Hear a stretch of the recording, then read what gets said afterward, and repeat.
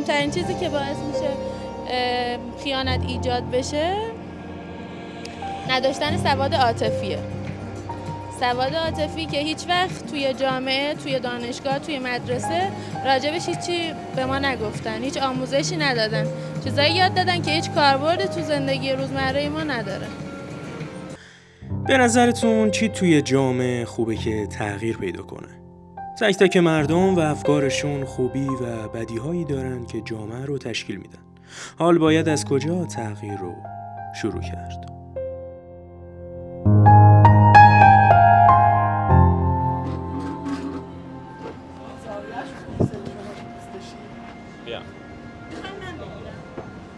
شما فیلم بردار هستید؟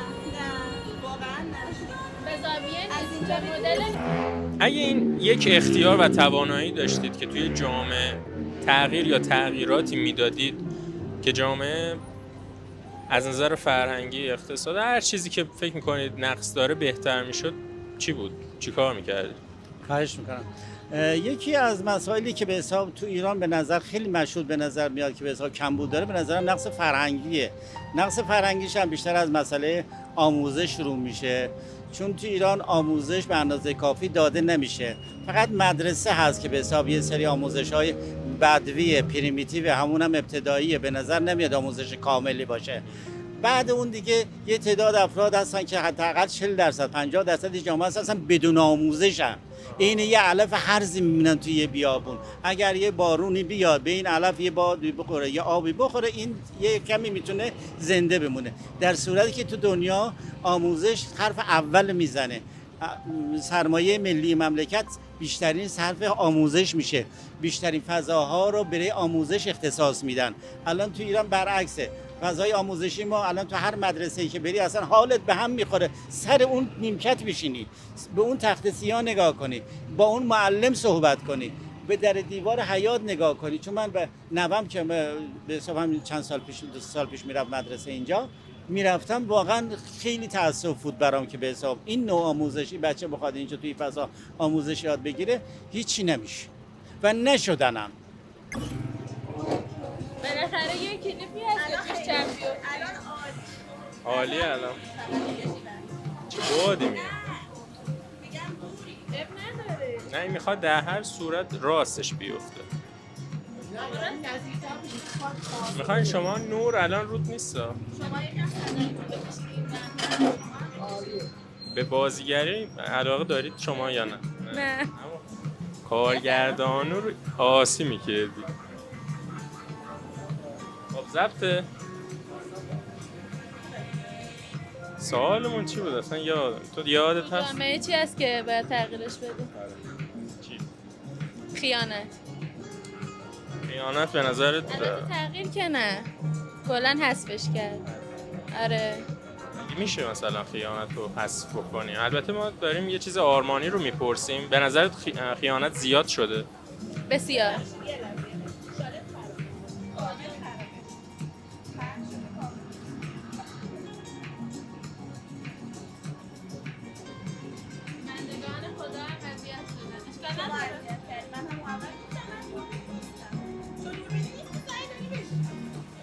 میخواد اولین تجربهش خوب با قدرت بیاد. خوبه. حالت پادکستی نشست. میخوایم اوشون بیاد مصاحبه کنی چون همش داری با اون حرف میزنی. ممنون، تصویر هستم. سوالمو از ابتدا میپرسم، اگه قرار بود یه چیزی توی جامعه تغییر بدید اون چی بود؟ تغییر رو نمیدونم، ولی یکی از چیزایی که خیلی اذیتم میکنه که تو جامعه خیلی هم باب شده خیانته. آره. خیانت تا حالا به خودت هم شده؟ نه من تا حالا خیانت ندیدم، نه خیانت کردم. خب چرا فکر میکنی زیاد شده؟ تو دوست و آشناهات دیدی؟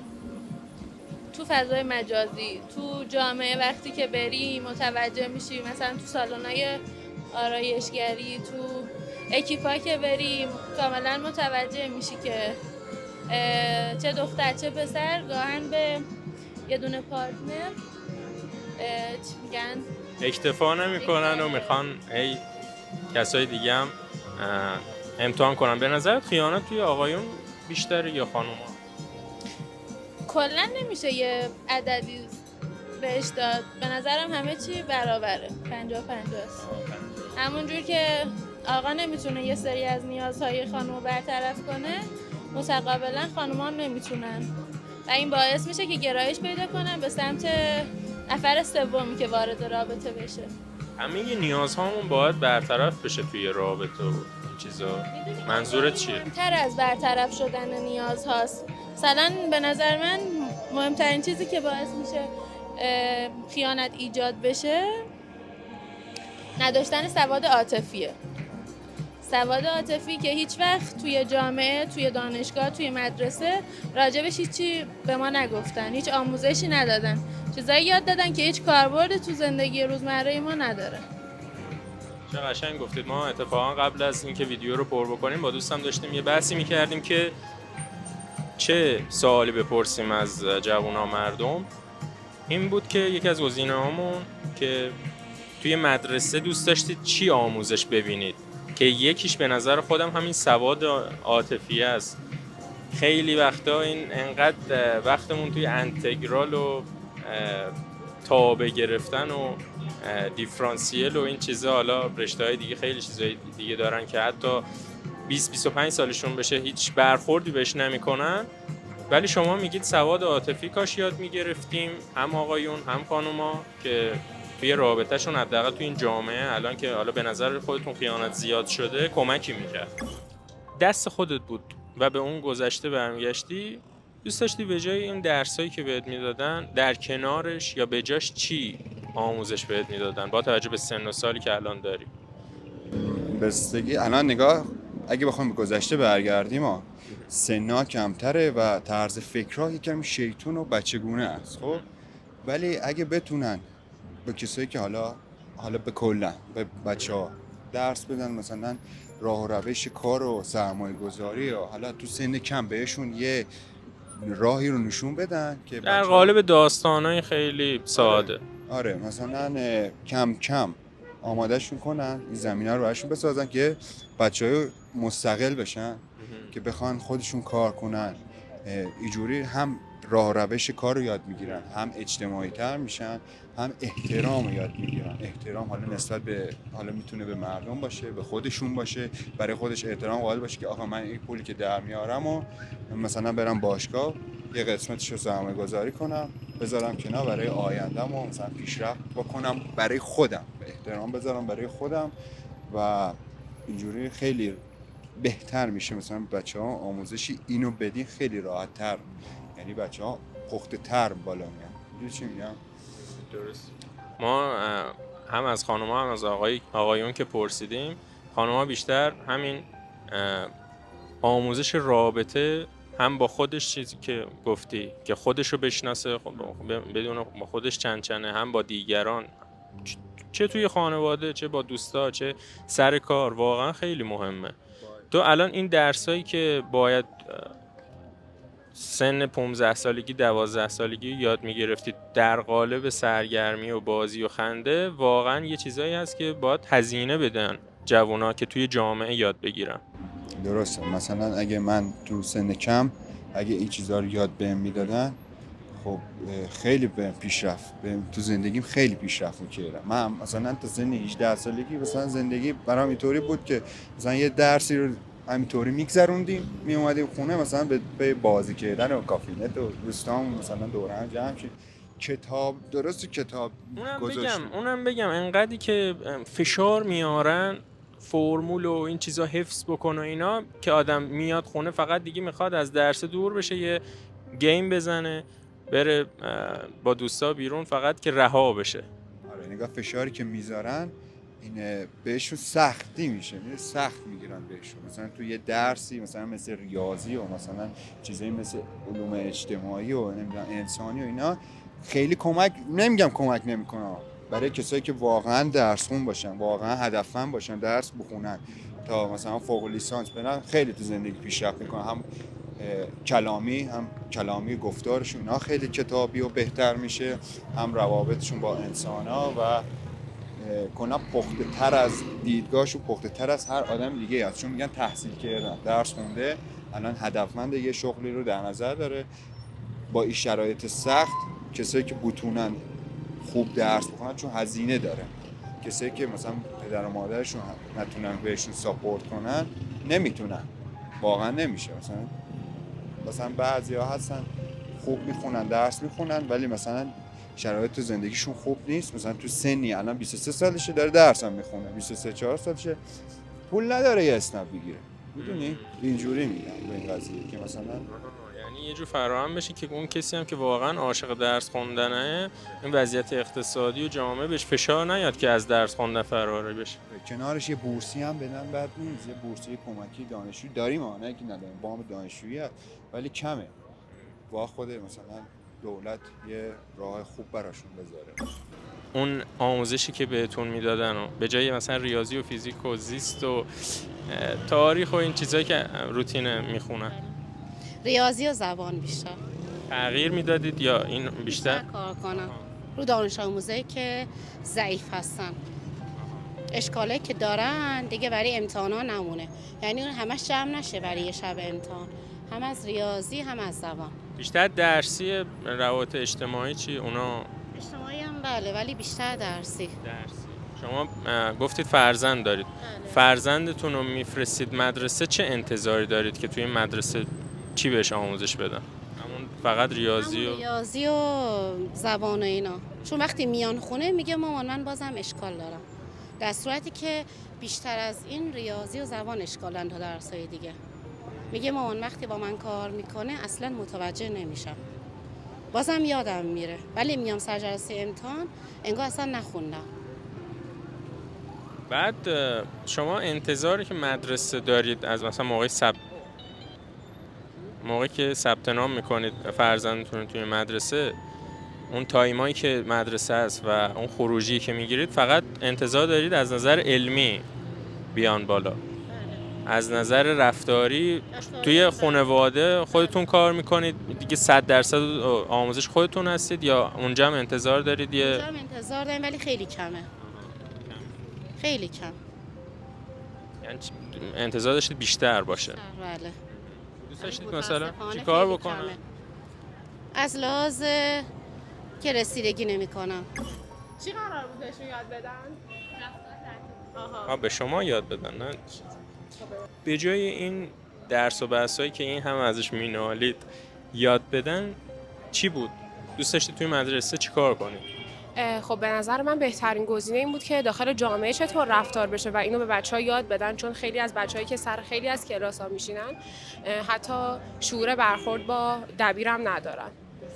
و حالا کتابای دیگه مثل رفتار کردن مثلا با چیزای شخصی حتی اونا رو یاد بدن، چون خیلی هستن که حتی خودآگاهی هم ندارن.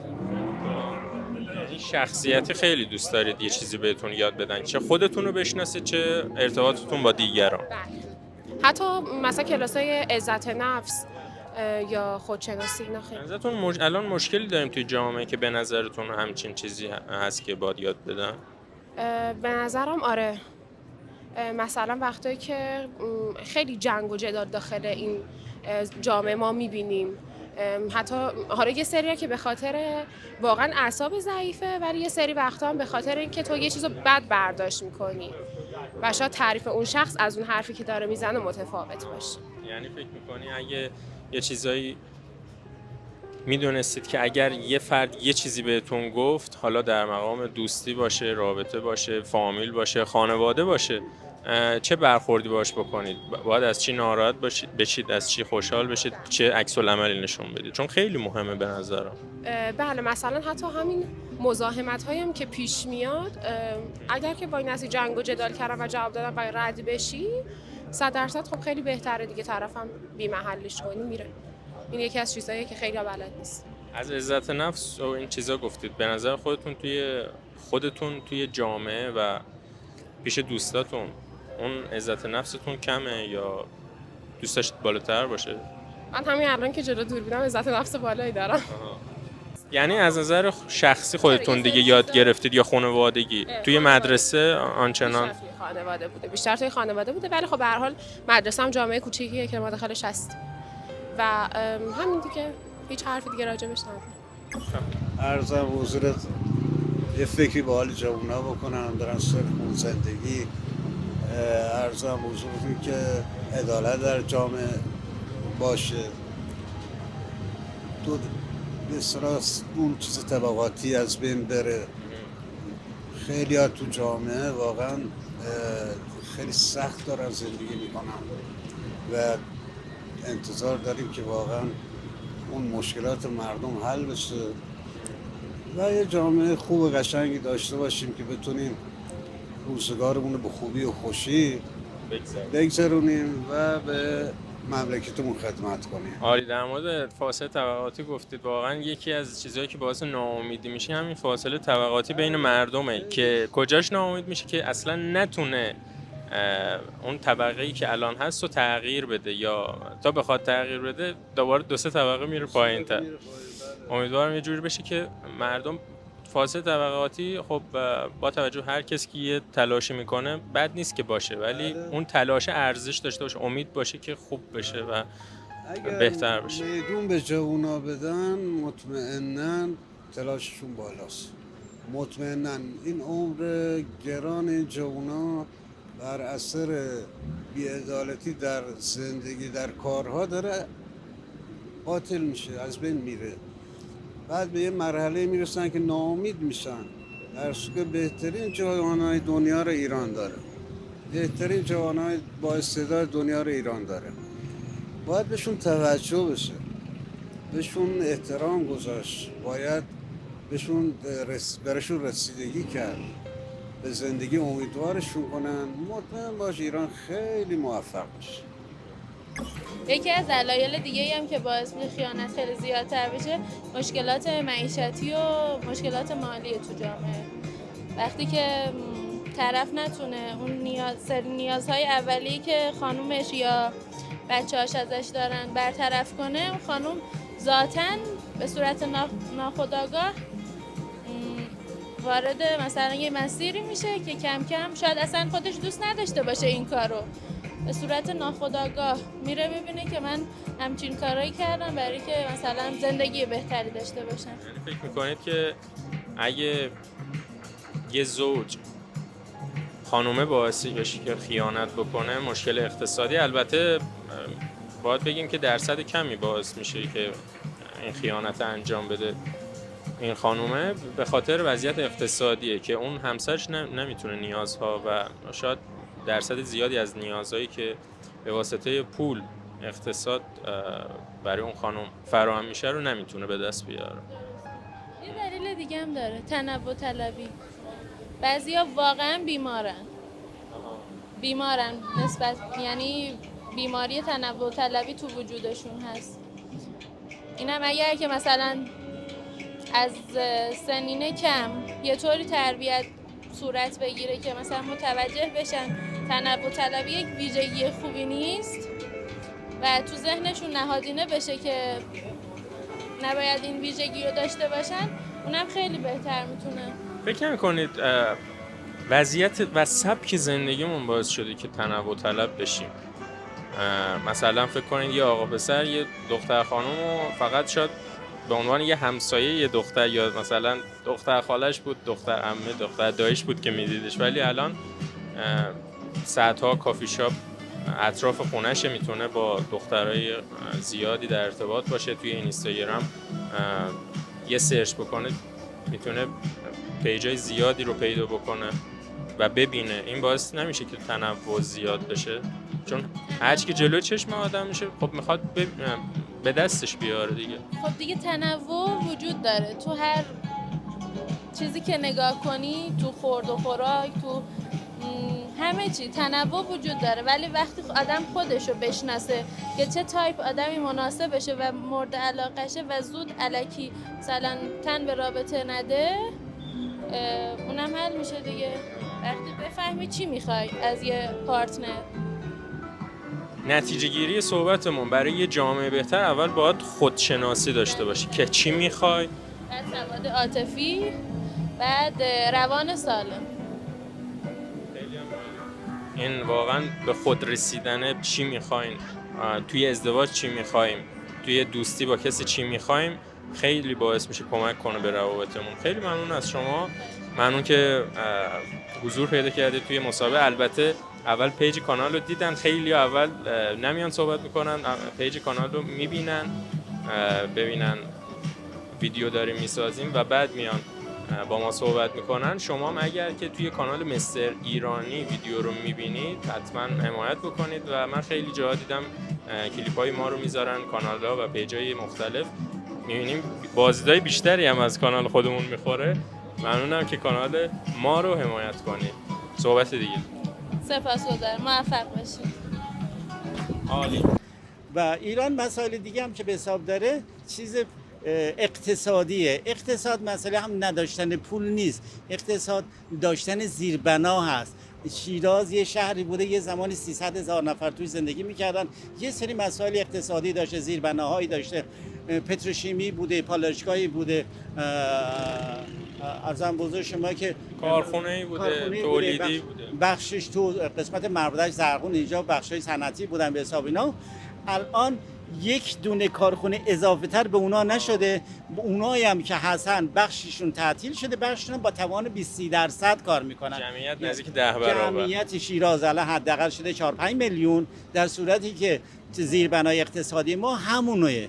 خب بنابراین این نفری که به حساب انسان زندگی میخواد، کار میخواد، جوان کار میخواد، هر کی بیاد به حساب توی جامعه نگاه بکنه ببینه الان زن اینجا داره بساط میکنه، یه جوان دیگه اونورتر بساط. معلومه از نداشتن کار، همه دوست دارن آبرومند زندگی کنن، همه دوست دارن متشخص باشن، صبح برن سر کار، بعد از ظهر بیان استراحت کنن، حموم کنن، دوش بگیرن، با زن بچه برن بیرون شام بخورن.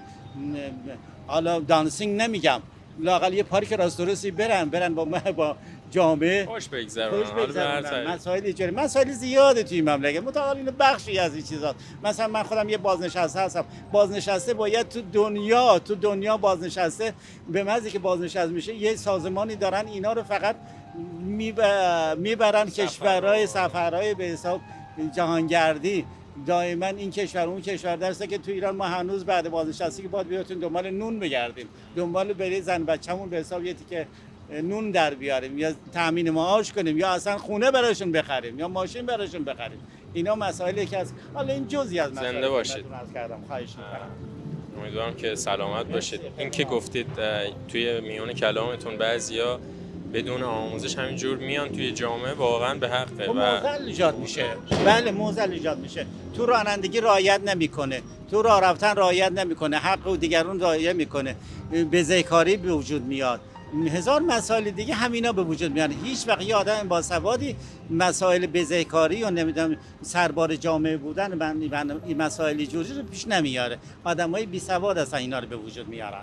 حالا به شما به عنوان فردی که هم فرزند داشتید هم نوه و تجربه اینو داشتید که هم خودتون دیگه برید سر کلاس مدرسه و تجربه و اینا رو دارید، جای اون مدیرای بالا بودید یا مدیر همون مدرسه، چه برنامه‌ای رو میذاشتید توی آموزش که به نظر برای بچه‌ها بهتر بیاد برای آیندهشون؟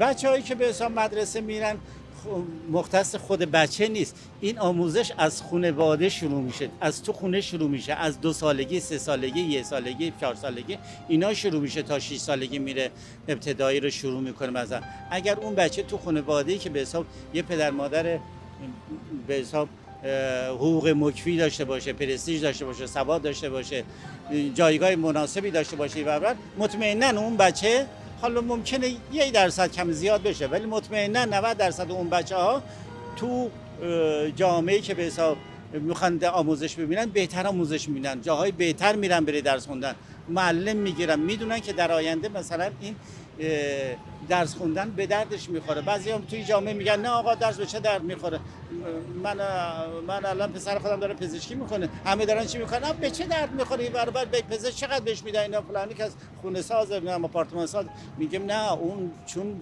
یک نفرم که بخواد ویزیت بکنه، یک نفر بخواد تبابت کنه، ارزش کاری اون یک قلمه، یک قلم به اندازه یک دنیا ارزش داره. شما الان شیراز شاید 1000 توانمند اقتصاد و خونه 10 تا خونه 20 تا خونه داشته باشن ولی یکی اسمش نمیارن، ولی اسم سعدی میارن، اسم حافظی میارن. 700 800 سال پیش سعدی، بله، چون یه قلم برده رو کاغذ، اندازه نوک خودکار اندازه 1000 کامپیوتر ارزش داره. این بابا اون موقع تونسته بنویسه ز خاک سعدی شیراز بوی عشق آید. الان میگن، نه اون 800 سال پیش. میگه ز خاک سعدی شیراز بوی عشق آید، اگر 1000 سال پس از مرگش گرش بوی. یعنی چه؟ یعنی این آدم به درد بخور بوده، این آدم حرفاش کلماتش درسته، کلماتش هر کدومش یک کتابه. انسان‌های دیگه هم همینطور، حالا اونا نابغه بودن، انسان‌های دیگه هم همینطور. هر تک تک ایرانی میتونه یه سعدی باشه، یه آدم دانشمندی باشه، اونایی که هر کاری، توی هر حرفه‌ای نخبه باشه. اگر ایران چیزی کم نداره، ایران بی‌نظیرترین کشور دنیاست. ایران هیچی کم نداره. خاکش طلا در مقابل خاکش ارزش نداره. طلا در مقابل این خاک ارزش نداره، هیچی کم نداره. چون من یه تخصصی داشتم، تمام ایران گشتم، توانایی ایران میدونم، توانمندیاشو میدونم، داشته‌هاشو میدونم که اون موقع بوده، از بین رفته و چیزی هم بهش اضافه نکردن. بله، من اینا همه رو دیدم. خیلی خواهش میکنم که این خاکی گفتید که از طلا با ارزشه، این خاکم به اون مردمن که بهش ارزش میدن، اون واقعا قدرشو هم خودشون قدر خودشونو بدونن و هم کسایی که هستن قدر مردمو بدونن. ممنون از شما. کاش به جای این درسایی که خیلی هاشم حالا مثلا بگیم حذف هست، البته درسایی هست که به درد میخوره و حتما هست.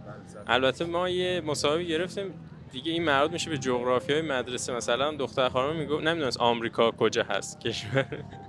اینا هم دیگه مثلا هر تا چیزی هم که هست خوب آموزش نمیدن و نمیدونم که دقیقاً مشکل چیه و باید اونایی که تخصصی دارن روی بحث آموزش واقعا کار بشه که کسی که 20 سالش میشه 25 سالش میشه یه دختر خانم میگه دروغ میگه، یه دختر خانومی که الان میاد توی جامعه باید چجوری یاد بگیره که مثلا با آبر که هست صحبت میکنه مثل این الان یاد بگیره چجوری باشه، میره سر کار بلد باشه که یه چیزی آوردن جلوش مثلا قرار داد، بلد باشه که باید چیکار کنه، نباید چیکار بکنه، چی رو باید بدونه که تجربه نشه با حالا هزینه پولی و اعصابی و این وقتی نتونه اصلا هزینه گزافشو بده، میتونه آموزش ببینه که بعد تجربه بشه. حالا حرفت کاملا درسته، ولی مثلا ایشون دیدین الان بچه‌ها میتونست مثلا یه درسی داریم حالا ما مدیریت روابط، خب اگه اینو مثلا خونده بود یا حالا تحصیل کرده بود میدونست احترام اینو بذاره وقتی یه دو نفر دارن صحبت میکنن نپره وسط حرفش، خودش کلی کمک میکنه، مثلا دخالت نمیکنه تو روابط کسی دیگه. حتی اگه روابط شما هم کاریه، دارین مثلا ازش پول در میارین، دارین کار میکنین، صحبت میکنین، نباید دخالت کنه به جای این کارا. بعد یکم گفتی یه نکته هم گفتین چه جوری میتونه مثلا کمک کنه. فضای مجازی خیلی جلوی پیشرفته خیلی از نوجوانای ما رو گرفته و با این کلیپ‌ها و چیزایی که هست ملت دیگه وقت درس خوندن وقتی او هست اینقدر بهشون مثلا انرژی و وقت و سرگرمی میده، بیاد بره بشینه کتابشو باز کنه مثلا دو تا چی بخونه. اینم هست. درست، عالیه. ما به وقتش حتما یه برنامه مفصل در مورد فضای مجازی میذاریم. البته یه خوبیایی یه بدیایی داره. خوبیش همین که ما داریم یه محتوا تولید میکنیم تو فضای مجازی دیگه. البته بدیایی هم داره. حتما کانال سابسکرایب داشته باشید که اون برنامه لایک هم بکنید که اون برنامه ها رو از دست ندید که تماشا بکنید. صحبت دیگه. خیلی ممنون. لطف کردید.